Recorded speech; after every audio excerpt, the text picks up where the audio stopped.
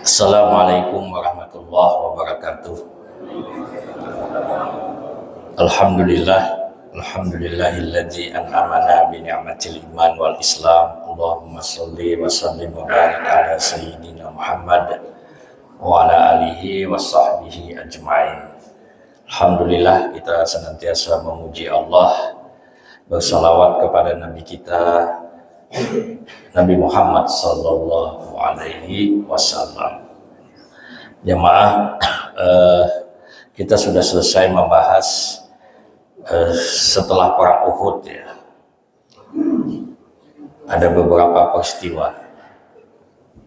Oh ya, tapi sebelumnya saya sampaikan bahwa selaku ketua BKM ya minta maaf ya, kadang-kadang ada imam yang tidak hadir subuh ini, Ustadz Maulana ya, mungkin terlalu lelah atau bagaimana, dan yang mengaturnya itu Ustadz Rustandi. Tadi sudah saya infokan ke WA beliau, dan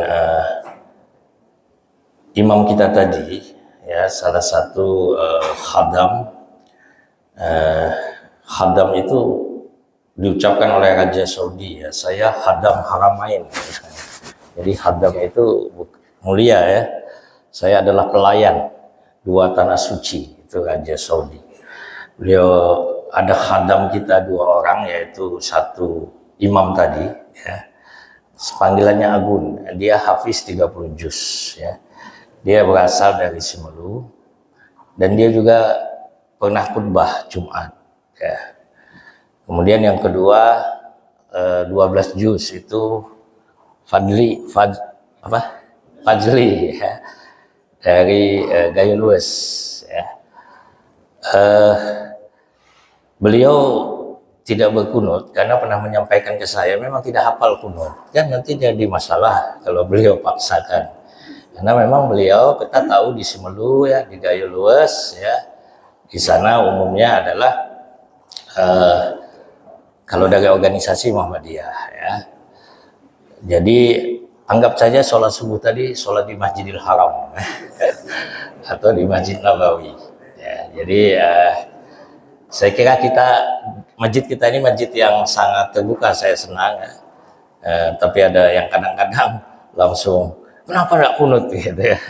Jadi kita sudah biasa ya, kadang berkunut kadang tidak, dan kita memahami, apalagi ada kajian fikih di tempat kita ini. Insya Allah saya kira bukan beliau tidak mau tadi membaca kunut, memang menyampaikan ke saya, dan sekarang pun kuliahnya di Universitas Muhammadiyah.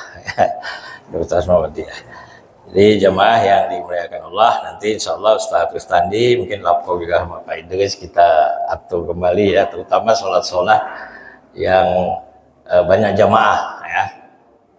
Kalau sholat syir insya Allah kadang-kadang ada Pak Johan ya, bisa membantu kita, atau ada yang lainnya. Baik, yang kedua, ini dulu kita berencana membeli hambal warna merah gitu. Kita baru punya 3 itu. Jadi kita gulung memang sengaja kemarin Maulid jangan sampai kotor ya. Nanti akan ada penggalangan dana lagi ya. Ada beberapa organisasi yang datang ke saya dan juga ke Ustadz Rustandi minta penggalangan dana Palestina di tempat kita ya, tapi setelah kita pelajari lebih lanjut, bukan kita tidak cinta Palestina ya, tapi ada hal-hal yang harus kita pertimbangkan organisasi-organisasi tersebut. Jadi kita harus selektif ya, harus selektif. Nah, mungkin jamaah sudah paham yang saya sampaikan ya. Nah, masjid kita ini juga alhamdulillah ya, masih nyaman. Tapi ada beberapa pandangan orang tua, mumpung kami masih ada, katanya kenapa kita tidak bangun masjid baru gitu ya. Karena ada tempat-tempat lain kita lihat berani membangun masjid baru. Ini tentu pekerjaan besar, dan BKM siap saja ya, tapi tentu ini kembali ke kepala dusun ya. Dan ada inisiatif untuk mengadakan rapat besar, tentu saja tidak hanya kepala lorong, tapi melibatkan semua tokoh-tokoh kita. Nah, saya beberapa kali ceramah di Syekh Abdul Rauf ya, kalau ada yang tahu masjid itu depan Permata Hati ya, yang kemarin meninggal, Pak Dr. Marzuki ya. Beliau itu salah satu sponsor dan juga yang menjadi tokoh di Masjid Syekh Abdul Rauf, dan salah satu anak beliau yang saya tahu hafiz 30 juz Quran dan menjadi imam di Masjid Syekh Abdul Rauf.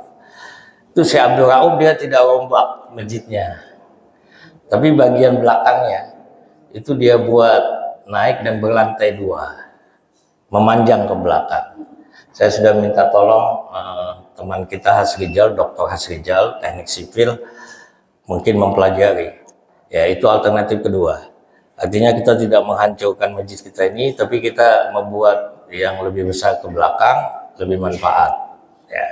Nah, ini tentu tidak bisa diputuskan oleh 1-2 orang, tapi ini diputuskan bersama. Dan mudah-mudahan dalam waktu dekat, ya, apalagi menjelang Ramadan, adalah ya rapat besar dari seluruh warga dusun untuk mendukung ini, ya, mendukung kita semua. Dan ini adalah milik Allah. Jadi kita bersama, kalau sudah terbentuk panitia pembangunan masjid, nah nanti BKM tetap menjalankan fungsi-fungsi tugasnya sebagai organisasi yang memakmurkan masjid, tapi ada satu lagi organisasi yang memang terus bekerja untuk pembangunan masjid. Insyaallah. Saya yakin ya jamaah di sini kalau sudah ada kesepakatan wujud, itu mudah mencari dana. Mau kemana uang kita? Kan kita mati ya, nggak bawa apa-apa. Nah, jadi insya Allah kita bisa berikan untuk rumah Allah ini yang akan terus mengalir pahalanya di akhirat. Baik, jamaah yang dimuliakan Allah. Jadi terakhir kita membahas pengkhianatan Yahudi Bani Nadir. Ya. Nah, dia mau membunuh Nabi. Jadi Bani Kainuqa ini sudah diusir. Ini kan yang membuat perempuan muslimah terbuka auratnya ya di pasar Bani Kainuqa, dan ada seorang laki-laki yang membela laki-laki itu dibunuh oleh orang-orang Yahudi. Nabi menuntut keadilan, tapi orang Yahudi tidak mau menyerahkan pembunuh itu, maka Nabi melakukan pengepungan terhadap Bani Kainuqa dan mereka menyerah, mereka diusir, mereka lari meninggalkan Syam. Itu setelah perang Badar, ya sudah kita ceritakan ini untuk mengingatkan lagi. Kemudian Bani Nadir ini yang baru kita ceritakan, Nabi datang baik-baik, ya berkunjung mau minta kontribusi dia terhadap salah bunuhnya salah seorang sahabat Rasulullah, salah membunuh orang. Tapi ternyata mereka ingin membunuh Nabi Muhammad, menjatuhkan batu dari atas rumah tempat Nabi bersandar. Dan Jibril memberitahu, maka Nabi mengusir. Ini cerita kita terakhir. Nah, yang masih tertinggal di Madinah Bani Quraidah. Ini nanti setelah perang Khandaq, ya. Dia juga dihukum oleh Rasulullah SAW. Jadi ini bahasan kita. Jadi sudah 2 peperangan yang Nabi alami, perang Badar dan perang Uhud. Ya. Nah, ini adalah kondisi geopolitik ya Makkah. Jadi di Mekah itu sudah mulai terdengar suara bahwa di sana ada satu kekuatan dipimpin oleh Muhammad. Ya. Di Madinah ya kekuatan itu. Nah, di Mekah ini sudah bergolak. Jadi Mekah terus melakukan perlawanan. Nah, perang Uhud ini kemenangan yang mengecewakan lah bagi orang-orang Quraisy karena nggak ada apa-apa mereka. Nggak bisa mereka banggakan, tidak ada tawanan, tidak ada rampasan perang, ya. Bahkan mereka tidak bisa membunuh orang-orang Madinah. Tujuan mereka kan mau membumi hanguskan Madinah. Waktu itu ada kerajaan besar Persia. Ini terkenal rajanya, keturunannya disebut Kisra. Ya. Kisra 1, Kisra 2. Nah, kemudian ada kerajaan Romawi. Di situ ya ada raja yang bernama Heraklius. Nabi Muhammad nanti pada perang terakhir dalam hidup beliau itu di daerah dekat 2 hari perjalanan itu sudah sampai ke Palestina, yaitu daerah Tabuk. Jadi Nabi nanti terakhir hidup beliau tahun 9 Hijriah, beliau memimpin satu perang besar itu di wilayah Tabuk, ya, wilayah Tabuk. Ini kondisi pada saat Nabi Muhammad ya memimpin Madinah. Jadi ada dua kekuatan besar yang itu semua perlahan runtuh nanti. Nah kemudian di sekitar Nabi sendiri, di sekitar Mekah sendiri masih berhala merajalela. Ya. Jadi ada berhala Yagut, berhala Nasr, Ya'ud, Alata, ini berhalanya orang Taif, ya. Al-Uzza, Hubal, Manat, Suwa, ini ada disebut di dalam Al-Quran tentang Al-Lata, ya, Al-Manat. Nah, berhala-berhala kecil banyak juga, 360 jumlahnya di dalam Masjidil Haram. Ini kalau boleh dibilang berhala-berhala apa, mega berhala ya. Pokoknya begitu masuk kota sudah nampak berhala-berhala ini. Nah jemaah, sebelum kita lanjut ke peristiwa peperangan selanjutnya, Nabi Muhammad berada di dalam kota Madinah itu bukan tanpa tantangan, ya. Tantangan beliau kaum munafik dan Yahudi. Ini tidak ada di Mekah. Ya, di Mekah itu tantangannya hanya orang kafir. Jadi ini pakai topeng ya, orang munafik itu lain di muka, lain di hati, ya kan? Jika berbicara dusta, jika berjanji mengingkari, jika diberi amanat dia berkhianat.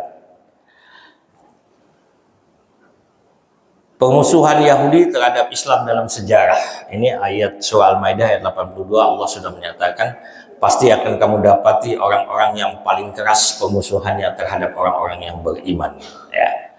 Yaitu orang-orang Yahudi dan orang-orang musyrik. Jadi orang-orang Yahudi dan orang-orang musyrik.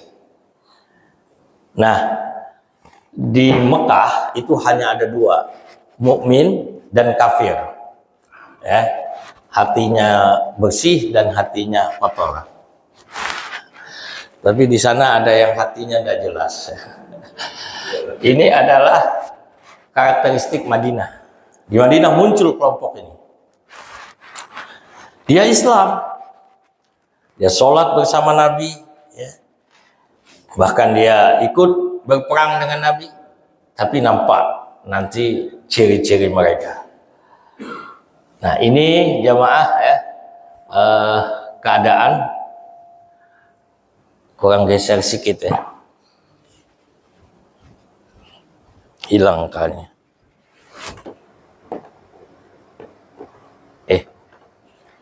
Udah ya.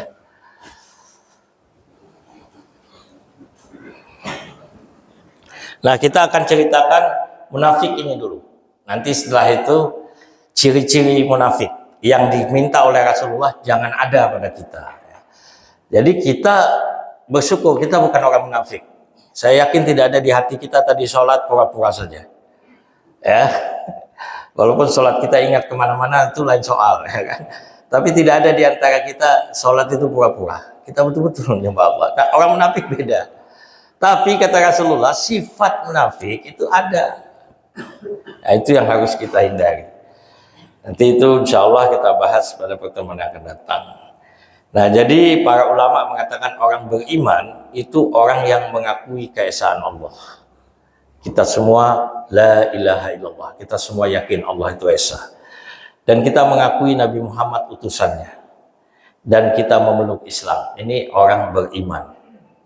Ya, orang beriman. Dan ini ciri ini ada pada kita semua. Orang kafir, orang yang mengingkari keesaan Allah. Nah, dia tidak mengakui kalimat la ilaha illallah. Dan dia tidak mengakui kenabian Muhammad sallallahu alaihi wasallam. Nah, ini orang kafir. Ya, jadi jangan sebut kafir katanya, sebut non muslim gitu kan. Ya hapuslah surah Al-Kafirun kalau begitu. Ya ayyuhal kafirun, itu kan firman Allah, tidak bisa dihapus ya. Orang munafik adalah orang yang pura-pura beriman tapi hatinya kafir. Nah, ini dia. Jadi ini persoalan hati, dan hati tidak bisa kita masuki. Ya. Orang munafik sangat berbahaya. Kalau orang kafir jelas, dia jelas, rumah ibadahnya jelas, ya. Tapi orang munafik ini dia berbahaya karena dia tidak terdeteksi. Karena dia bersama kita. Dia berada di dalam tubuh kaum muslimin. Kalau orang tua kita bilang musuh dalam selimut. Coba bayangkan dalam selimut tapi musuh. Menggunting dalam lipatan. Lipatan tidak ketahuan digunting. Nah, itu orang munafik.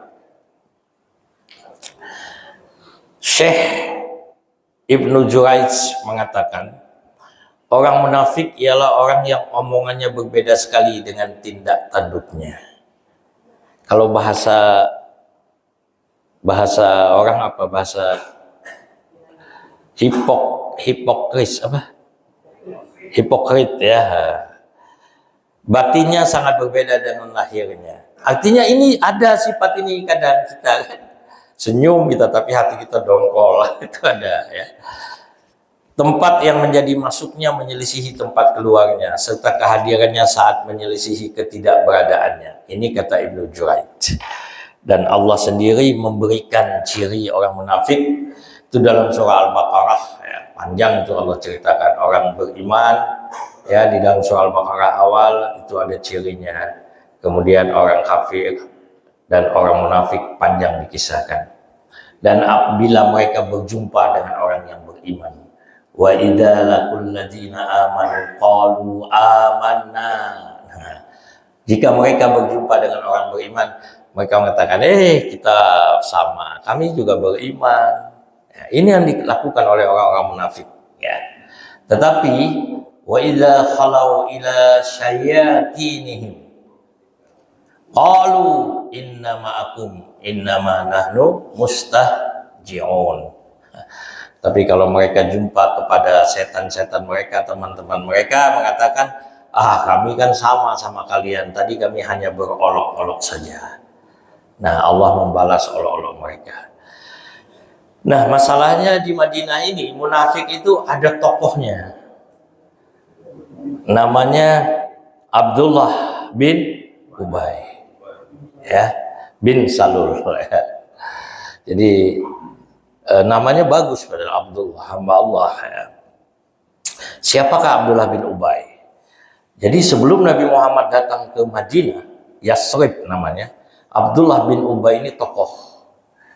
Di sana ada dua suku besar namanya suku Hajraj ya dan suku Aus. Abdullah bin Ubay ini pimpinan suku Hajraj. Suku Hajraj dan Aus ini pokoknya ada jadwal perang mereka, berkelahi terus, tawuran terus ya, beratus tahun sejarahnya. Padahal Hajrat dan Aus ini dua saudara. Ini nama daripada dua saudara yang datang ke Yasrib, lalu membentuk kelompok sendiri. Ya kayak kita ada dua saudara, akhirnya di kampung ini ada keluarga Aus, ada keluarga Hajrat. Tapi keturunannya ini berkelahi, ya keturunannya ini. Mereka saling berbunuh. Nah, menjelang Nabi hadir, Abdullah bin Ubay ini, dia selalu berupaya untuk menyatukan kedua suku ini. Dan dia berhasil. Jadi sebelum Nabi datang, itu suku Aus dan Hajrat sudah damai. Kerjanya kerja Abdullah bin Ubay. Dia nama lengkapnya Abdullah bin Ubay bin Malik bin Haris bin Ubaid bin Malik bin Salim al-Hadzraji. Ya. Jadi sebelum kedatangan Rasulullah, dia meredakan ketegangan antara suku Aus dan Hajrat, dua kabilah yang masih bersaudara di Madinah. Jadi konfliknya sudah selesai. Bahkan orang-orang Hajrat itu sudah mencari batu marjan. Tahu Bapak? Batu mahal itu marjan itu. Ya, bukan yang saya pakai ini. Jadi batu permata marjan. Apa Ustadz di wal marjan ya, dalam surah Ar-Rahman disebut itu. Untuk apa batu marjan tadi? Mau bikin mahkota. Nanti rencana ada sebuah upacara besar untuk mengukuhkan ya Abdullah bin Ubay sebagai wali negara ya, di Yasrib ini. Sebelum Nabi datang, udah dihimpunlah dana, sumbangan-sumbangan. Nanti kita bikin mahkota. Jadi kita punya raja sekarang. Abdullah bin Ubay. Tapi mimpinya hilang. Kalau dulu dia terkenal di medsos, tiba-tiba datang Purbaya, hilang. Ya, muncul tokoh Abdullah bin Ubay bermimpi dan berharap dia akan menjadi pemimpin besar di Yasrib. Namun impiannya pupus dengan kehadiran Nabi Muhammad. Popularitas Nabi Muhammad menenggelamkan nama besar Abdullah bin Ubay. Jadi orang setiap hari menyebut nama Nabi Muhammad, ya, membicarakan Nabi Muhammad. Mereka bilang, kita tidak pernah ketemu tuh sama Rasulullah, ya, kita sudah rindu. Ternyata luar biasa beliau, ya, akhlaknya. Semua orang memuji Nabi Muhammad. Mereka berbondong-bondong datang ke Masjid Nabawi. Ini nggak kebayang sama Abdullah bin Ubay. Dipikir Abdullah bin Ubay, Nabi Muhammad ini pengungsi, cari rumah, tinggal di rumah orang. Rupanya bikin markas, namanya Masjid Nabawi. Di situ Nabi berkumpul, perintah sholat 5 waktu sudah datang, ya kan? Nah, dulu Bilal itu cuma teriak saja, as-sholatu jami'ah, sholat, gitulah kira-kira ya. Lalu turun nanti, sahabat datang, Umar bilang, ya Rasulullah, ini gimana? Kita panggil orang sholat, masa teriak-teriak terus? Itu si Bilal. Ada yang usul, kita beli lonceng, kita pukul, tang, jadi orang ngumpul, oh ini waktu sholat. Ya, jangan, kata sahabat yang lain, itu punyanya orang Nasrani. Oh, saya pernah lihat, ada trompet besar, kayak di tempatnya Pak Jikri itu, ya, di Rindam. Oh jangan, kata yang lain. Itu trompet itu kan dipakai oleh orang-orang Yahudi, memanggil untuk ibadah. Jadi gimana? Kata Umar, sementara udahlah, kita panggil saja. Ada sahabat bermimpi, ya, pernah saya cerita tentang azan ya, saya lupa nama sahabat tuh. Ada yang ingat ya? Dia mimpi, ya, menjelang sholat subuh kan malam tidur, mimpi dia. Ada orang membawa lonceng, besar ya. Wah, dia dalam mimpinya ini cocok untuk memanggil orang sholat. Dia bilang, hai saudara, aku mau beli loncengmu. Untuk apa? Aku butuh untuk panggil orang sholat. Kata yang bawa lonceng ini, kalau aku ajarkan kalimat kepadamu, dengan kalimat itu kamu panggil orang sholat. Aku mau, katanya. Itulah kalimat azan. Allahu Akbar, seterusnya kan. Kalau as-salatu khairum minan naum lainnya itu ada cerita lain. Tapi ini yang azan sampai selesai. Terbangun dia. Dia bergegas ke masjid menjumpai Nabi. Ya tentu masih dini hari kan. Ya Rasulullah, saya bermimpi. Rasul tersenyum. Bisa jadi, ya wallahu a'lam, Rasulullah juga sudah bermimpi ya. Nabi mengatakan itu mimpi yang benar. Ya tentu malaikat. Panggil Bilal, kata Rasulullah, panggil Bilal. Suaranya keras, ajari dia. Sahabat itu cerdas, tidak kayak kita menghafal seminggu. Bilal dengar sebentar, udah masuk dia. Ya. Sampai hari ini ada Bapak Ibu ya, orang-orang yang seperti itu. Ada anak-anak yang dia cukup dengar sekali dia sudah bisa. Itu kuasa Allah semua. Dia hanya mendengar sekali dia sudah bisa menyampaikan. Bahkan ada riwayat itu. Saya lupa surah apa ya. Ada seorang muslimah di masa Rasulullah. Dia hafal surah. Dia nggak baca.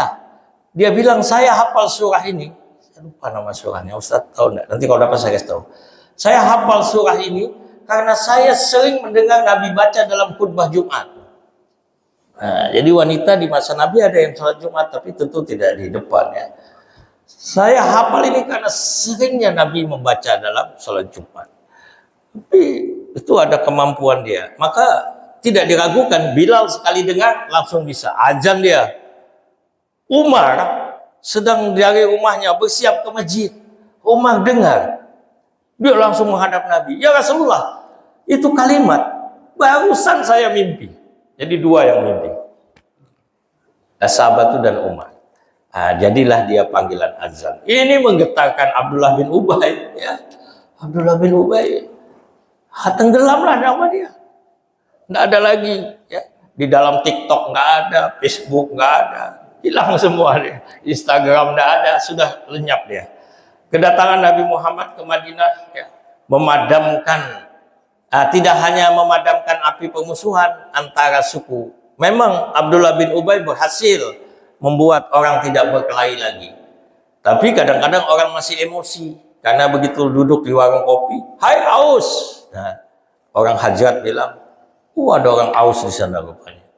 Lewat lain, Hajrat. Orang Aus merasa emosinya terpanggil. Dulu kita pernah berkelahi. Tapi Nabi Muhammad bilang, "Ya Ansor." Ini dia, ya. Luar biasa.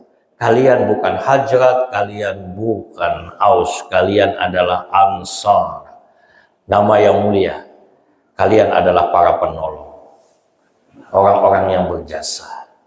Nah, jadi jemaah yang dimuliakan Allah, Abdullah bin Ubay akhirnya mimpinya hilang. Nah, akhirnya dia nggak ada pilihan masuk Islam. Tapi masuk Islamnya untuk siasat. Ya. Pak Jeli, nasinya sudah datang? Sudah? Oke. Abdullah bin Ubay, tapi masih lama Bu, masih 15 menit lagi. Pak ya, belum selesai kita. Enggak, saya memastikan saja. Saya pesan dengan sahabat kita Pak Farid ya, dulu jamaah di TPRI. Dia usaha jualan nasi juga, jadi kita berdayakan teman-teman kita. Ibu-ibu juga sering pesankan sama orang yang biasa ya. Jadi Abdullah bin Ubay akhirnya masuk Islam, tapi masuk Islamnya untuk siasat. Waktu perang Badar, Abdullah bin Ubay ini begitu tahu Nabi Muhammad menang, apa dia bilang? Ini di hadapan sahabat-sahabatnya teman-teman, ini perkara besar. Ini benar-benar mengarah pada kekuasaan. Artinya Muhammad akan menjadi pemimpin. Bapak Ibu tahu pekerjaan Abdullah bin Ubay ini? Dia rentenir. Dia mucikari itu apa? Yang menyediakan pelacur. Nah, itu dia. Ya, kerjaannya busuk ya. Tamu-tamu yang datang ke Madinah itu dia servis dengan perempuan-perempuan.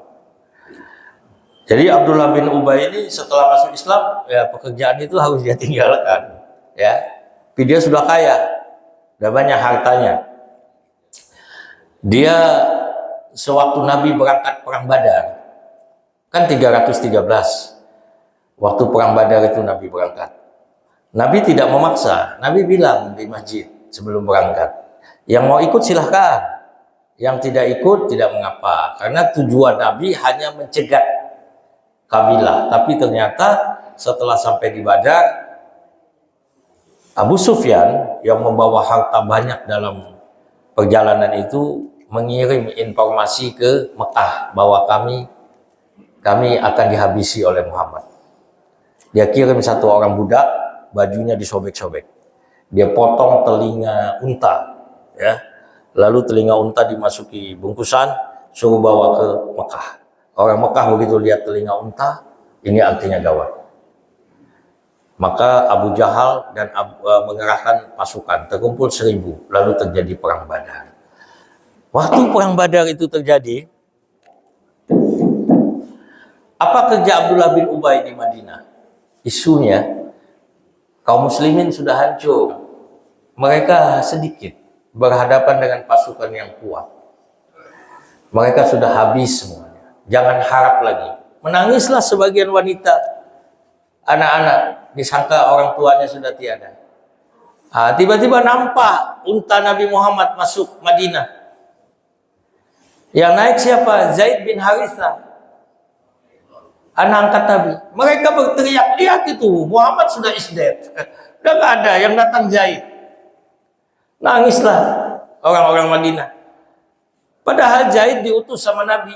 Ada 2 orang, kalau tidak salah yang satu, lupa saya namanya, diutus ke wilayah pegunungan. Zaid disuruh masuk kota Madinah untuk mengabarkan bahwa Nabi Muhammad menang. Nabi Muhammad lagi ngurus jenazah, ya, merampas harta rampasan perang yang luar biasa jumlahnya. Para sahabat berebut waktu itu, memperebutkan harta rampasan perang karena belum ada aturan waktu itu. Nabi melihat itu sedih juga karena sahabat saling berebut bertengkar. Nabi cuma ambil satu pedang namanya Zulfikar, pedangnya cabang dua. Pernah lihat pedang itu ya? Pedang cabang dua, pedang Zulfikar. Itu punya orang musyrik, Nabi ambil. Nanti dikasih ke Sayyidina Ali. Nah, gara-gara rebut rampasan itu, lalu Nabi menyuruh mereka semua mendengar. Rupanya turun firman Allah. Yas'alunaka anil anfal. Qulil anfal lillahi wa rasul. Ya. Mereka bertanya kepada Muhammad tentang al-anfal, ghanimah. Beritahu kepada mereka bahwa itu milik Allah dan Rasul. Lalu turun ayat selanjutnya dalam surah Al-Anfal, kalau saya tidak hilap ayat 41, bukan Allah ambil semua, hanya 1/5, selebihnya untuk kalian. Ya, begitu indahnya Islam. Nah, begitu Zaid datang, kenapa menangis? Kata mereka, Nabi Muhammad sudah tiada. Kata Zaid, beliau sehat. Beliau sehat, segar bugar. Beliau sekarang sedang menyelenggarakan pemakaman jenazah para sahabat, memakamkan orang-orang musyrik dalam satu lubang. Ada si Abu Jahal, ada si Umayyah. Dengarlah orang munafik, kupingnya biasa merah kalau makan gulai kambing, ini merah tiba-tiba karena mendengar berita Nabi. Ya Pak Edi, kalau makan gulai kambing, kuping saya merah. Jadi saya ketahuan kalau makan gulai kambing. Pak Faisal ini baru makan gulai kambing. Tiba-tiba kuping saya bisa berwarna agak kemerah-merahan. Nah, akhirnya Abdullah bin Ubay dan pengikutnya kecewa berat. Nah, jemaah ya, sikap tidak bersahabat Abdullah bin Ubay, ini salah Abdullah bin Ubay. Meskipun telah masuk Islam, Abdullah bin Ubay ini tidak menyukai Nabi Muhammad dimanapun. Abdullah bin Ubay selalu sinis ya. Dia hanya baik di hadapan Rasulullah, tapi di belakang Rasulullah dia sinis. Ini tadi ayatnya sudah kita bacakan. Nah, ini beberapa perilaku dia yang sebenarnya dia sudah bisa dihukum mati ya, tapi Nabi masih menahan diri. Pada saat perang Uhud, ya, perang Uhud ini Rasulullah berangkat memimpin 1.000 bala tentara, termasuk di dalamnya Abdullah bin Ubay. Uhud itu 6 km dari Madinah. Kalau boleh kita bilang dari tempat kita ini kira-kira sampai ke Lambaro. Itulah Uhud kira-kira di sana. Tapi di tengah jalan, di simpang ketapang, itu Abdullah bin Ubay tiba-tiba berkata, "Hai Muhammad, kami nggak jadi ikut. Ya, kami kan minta perangnya di dalam kota. Kenapa mau keluar? Kalian hanya ngikuti keinginan anak-anak muda." 300 orang mereka tarik, sisa 700. Tujuannya apa? Sebenarnya dari awal dia sudah ingin tidak ikut, tapi dia ingin menghancurkan mental kaum muslimin, sehingga kaum muslimin merasa, aduh, semakin sedikit kita. Tapi gagal karena mereka berangkat bukan karena jumlah. Bahkan ya, ini yang dikatakan nanti oleh pasukan Romawi waktu melihat pasukan Islam dalam perang Tabuk, kan ada 30.000 pasukan berkemah, diintiplah oleh orang-orang Romawi, mau dilaporkan kepada Heraklius. Begitu mereka intip, sedang terdengar suara azan. Gemetar mereka melihat orang berhenti beraktivitas, menyusun saf.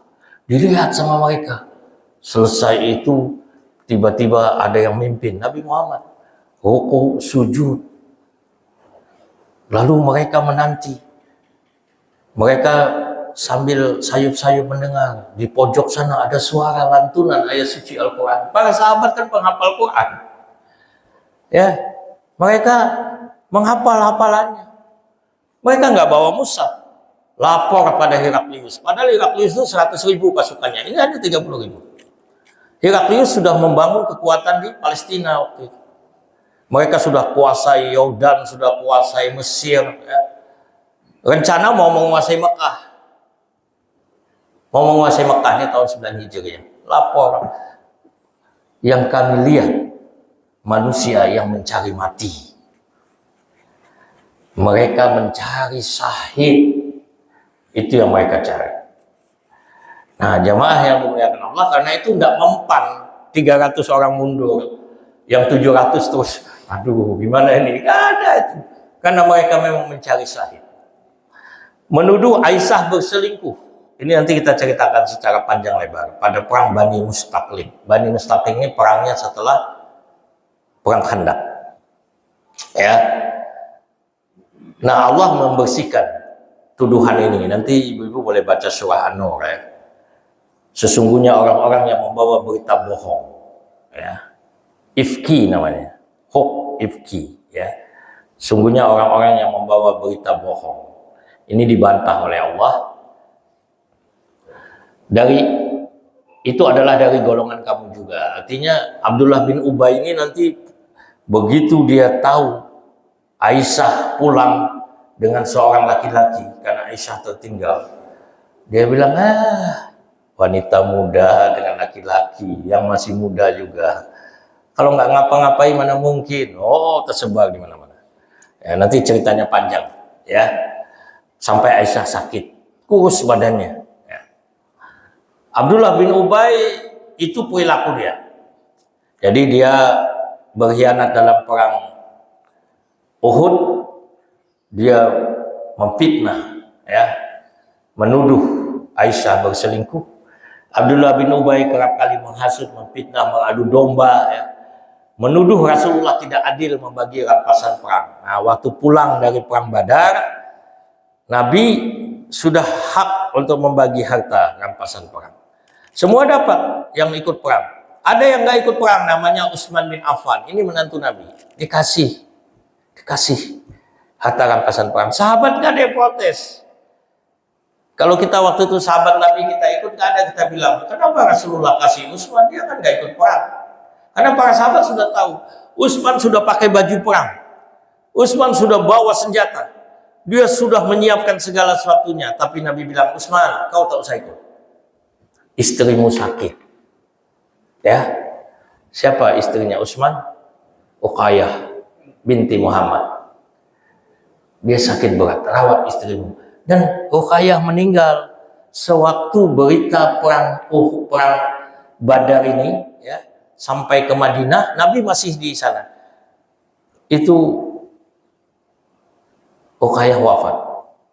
Hingga Nabi nanti datang ke makam Uqayyah itu, Nabi meneteskan air mata.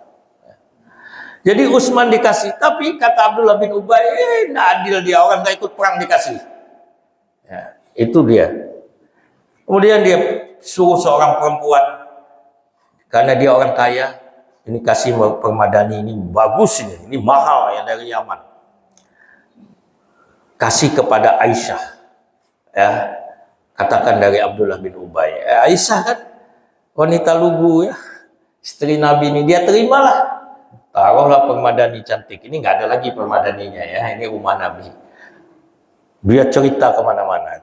Kalian hidup sederhana, ya, tapi Muhammad hidupnya mewah. Dia punya permadani, ya, mobilernya bagus. Umar mendengar itu emosi dia. Pergi dia ke rumah Nabi. Nabi bangun tidur.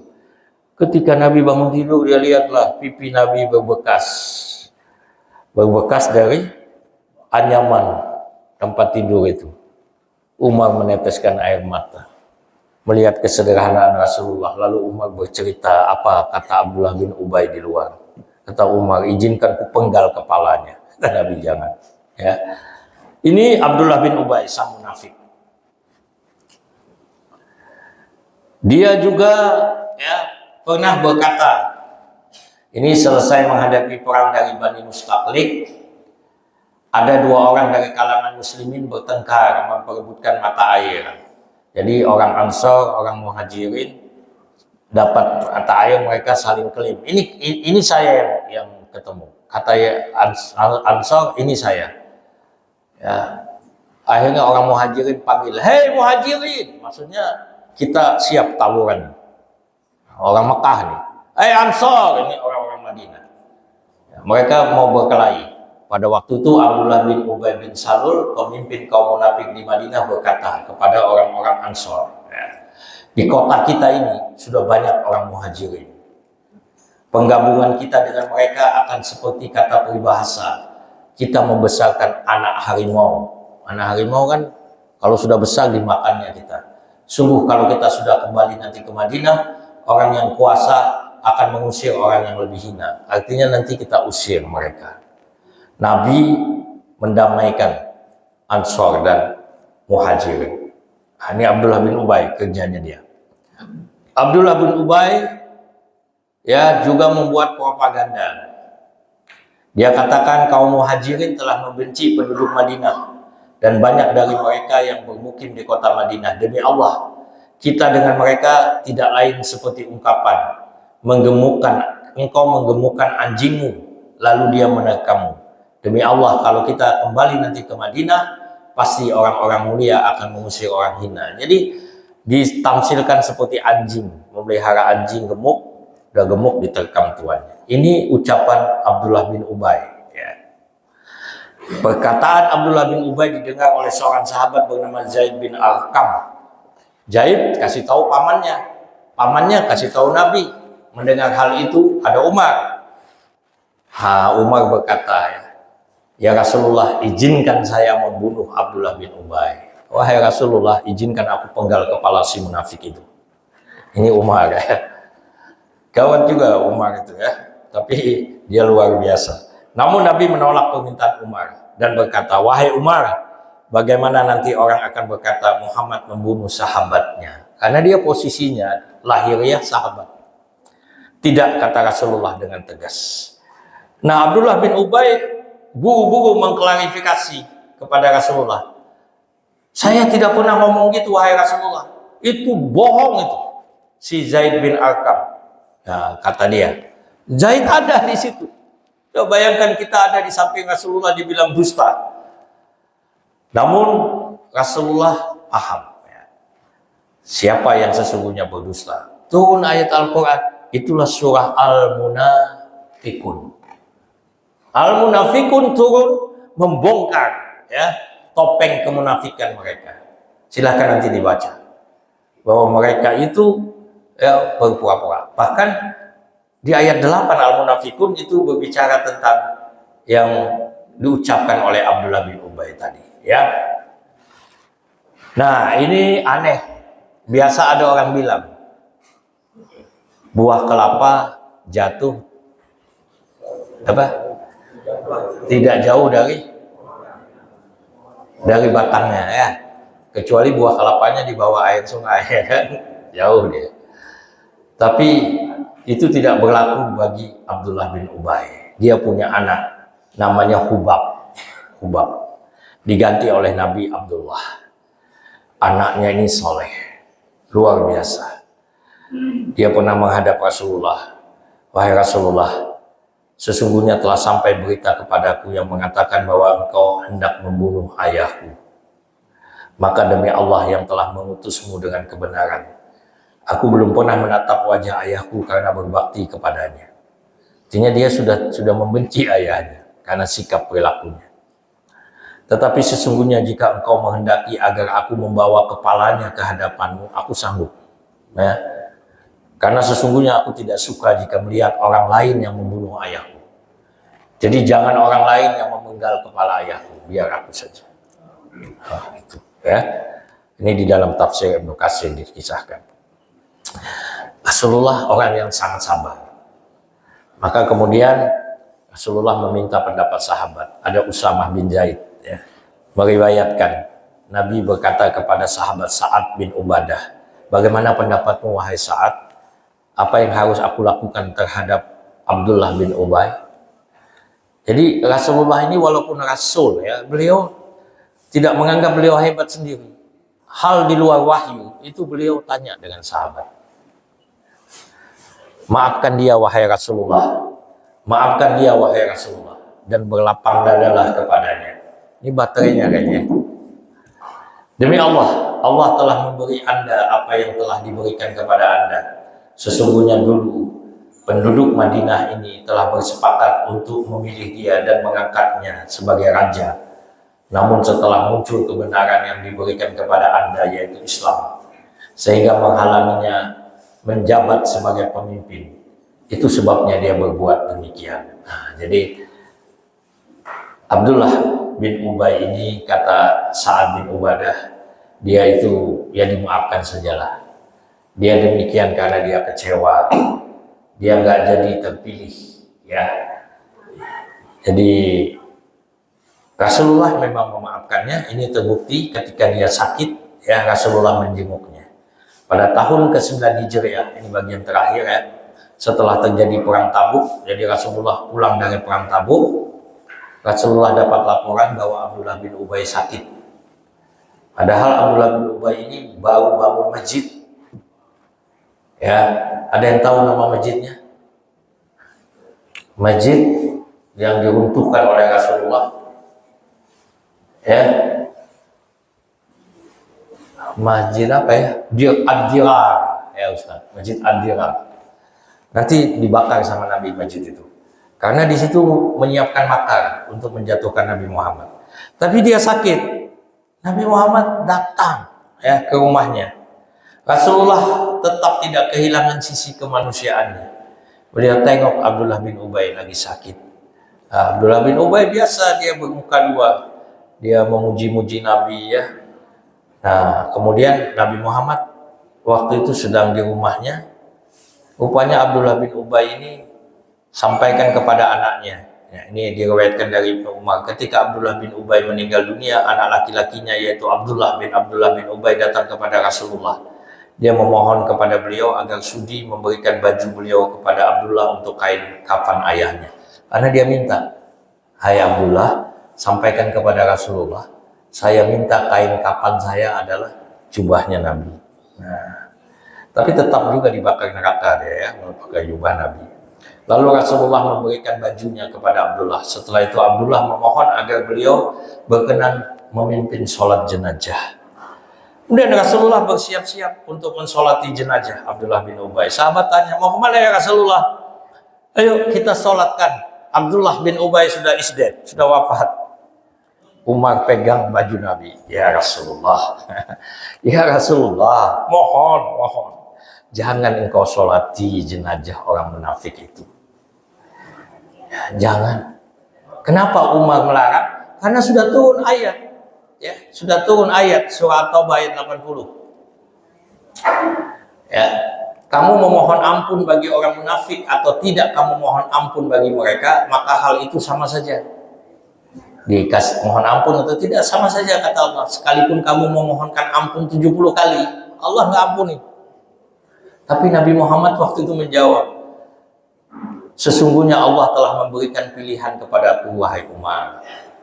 Ya, dibacakan oleh Rasulullah ayat ini.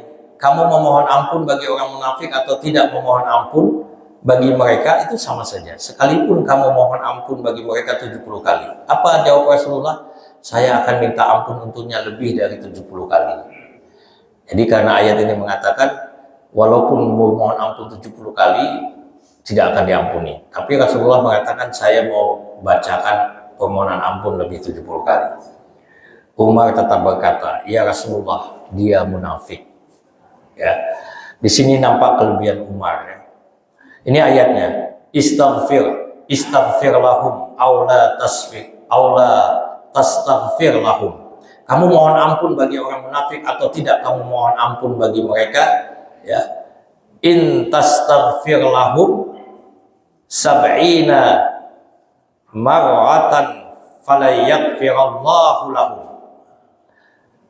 Maka hal itu sama saja sekalipun kamu memohon ampun untuk mereka sampai 70 kali. Ya. Setelah Rasulullah menyolatkan, turun ayat 84. Wala tusalli ala ahadim minhum mata abadan. Jangan kamu sekali-kali mensolati jenazah seseorang di antara orang munafik. Jadi apa yang diucapkan Umar dibenarkan Allah. Ya.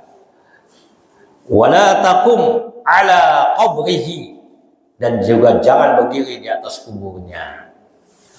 Ada riwayat menyebutkan Nabi Muhammad pernah memeluk Umar sambil menangis. Kata Rasulullah, "Wahai Umar, kalaulah ada nabi setelah aku, maka engkaulah yang pantas menjadi nabi." Itu. Karena banyak ucapan Umar yang kemudian dikukuhkan oleh ayat Quran. Termasuk nanti adalah makam Ibrahim. Dulu nggak sholat Nabi di situ. Tapi nanti Umar berkata alangkah baiknya kalau kita setelah tawaf sholat di makam Ibrahim. Turun ayat berkaitan dengan sholat di makam Ibrahim.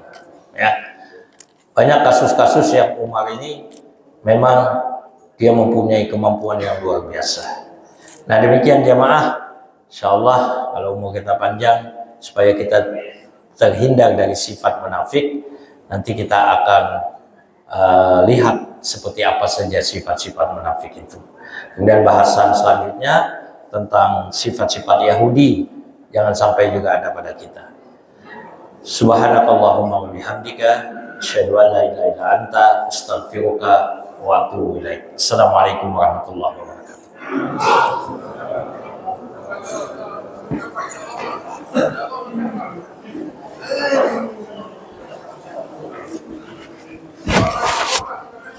Alhamdulillah.